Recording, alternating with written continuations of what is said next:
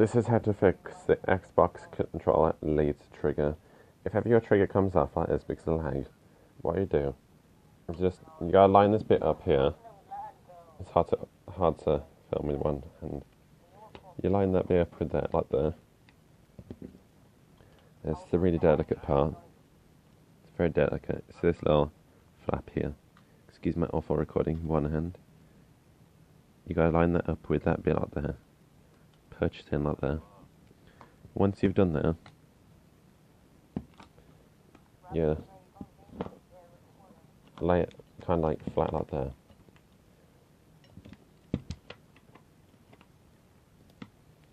You gotta make sure that this little edge here hooks under. Ready? Just like there.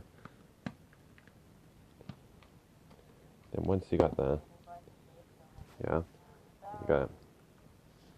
Okay, so once you got there, you just like get something like this, and you just, ready, you just like,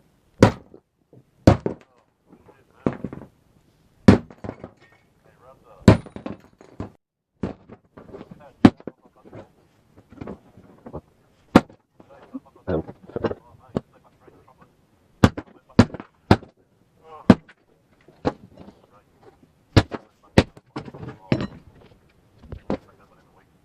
this bit is a problem here.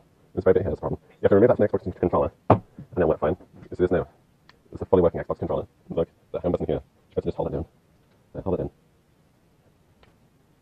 Oh, wait a minute. Shit. It's not working. It said this worked on YouTube. It said this worked on YouTube, it's not working. That's not very helpful. Maybe this is the problem. Just remove that. We have to go further.